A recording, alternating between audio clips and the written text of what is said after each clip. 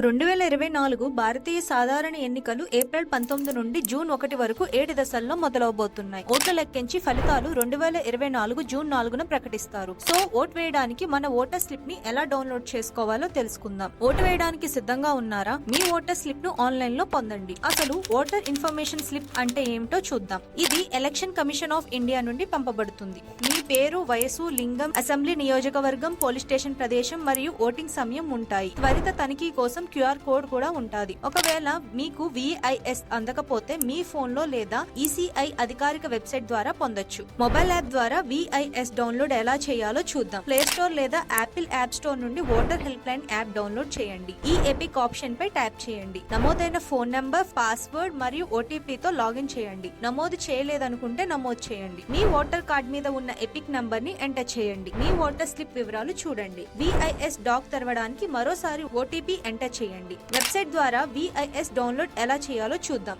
Voter సేవా portal కు వెళ్ళండి. మీ ఫోన్ నంబర్, పాస్వర్డ్ మరియు ఓటీపీతో లాగిన్ చేయండి. నమోదు చేయలేదనుకుంటే నమోదు చేయండి. డౌన్లోడ్ ఈ ఎపిక్ ఆప్షన్ పై క్లిక్ చేయండి. మీ ఓటర్ ఐడి కార్డ్ మీద ఉన్న ఎపిక్ నంబర్ ఎంటర్ చేయండి. అన్నిటినీ చేసిన తర్వాత ఈ ఎపిక్ తో విఐఎస్ డౌన్లోడ్ అవుతుంది.